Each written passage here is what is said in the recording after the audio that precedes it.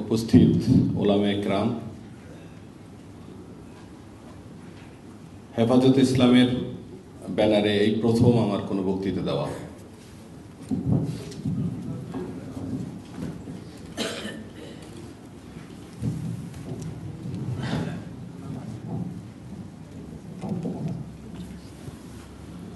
আমাকে আজকে বক্তৃতা দেওয়ার সুযোগ দেওয়ার জন্য আমি আপনাদের কাছে কৃতজ্ঞ।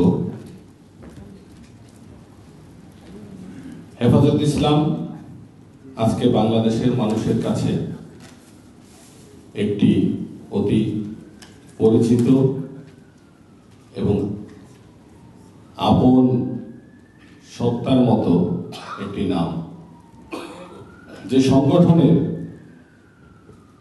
উদ্দেশ্যের মধ্যে মানুষ ক্ষমতা নামক সেই মাদকের পিছনে না ছোটার একটি খন্দ পায়।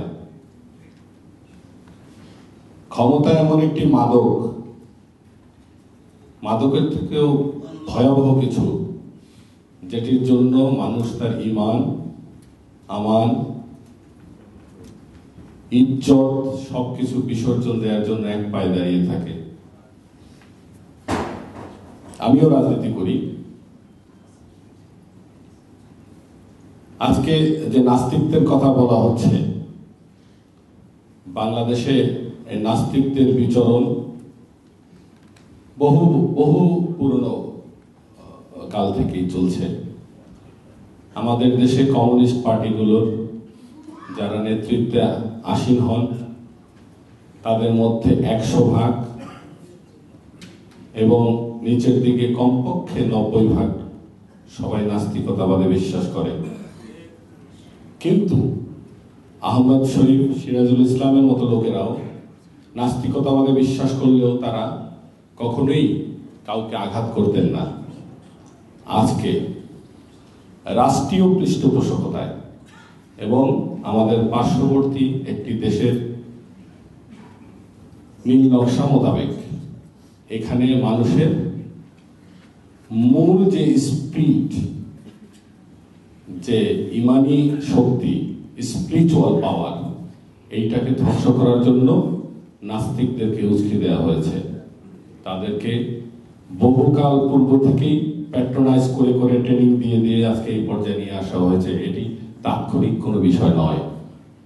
হঠাৎ করেই একজন নাস্তিকের মৃত্যু হলো আর প্রধানমন্ত্রী মাঠে নেমে তাকে শহীদ ঘোষণা দিলেন, এটা একদিনের বিষয় নয়। রাজনীতিতে তাৎক্ষণিক বলতে কোনো জিনিস নাই, সবই পূর্ব পরিকল্পিত।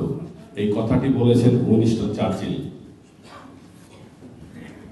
আমাদের একটু পিছনে যদি আমরা যাই, মহানবী সাল্লাল্লাহু আলাইহি ওয়াসাল্লামের মক্কা বিজয় যখন করলেন, তখন তার বিরুদ্ধ শক্তি, যারা তার বিরুদ্ধে এতদিন যুদ্ধ করছিলেন, হঠাৎ করে তারা কিন্তু মিশে গেলেন।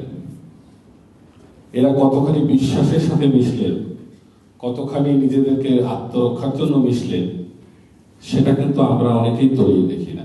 তাদের বংশধরেরা ধীরে ধীরে ধীরে ধীরে আমাদের সমাজে, আমাদের সমস্ত পৃথিবীতে ছড়িয়ে গেছে।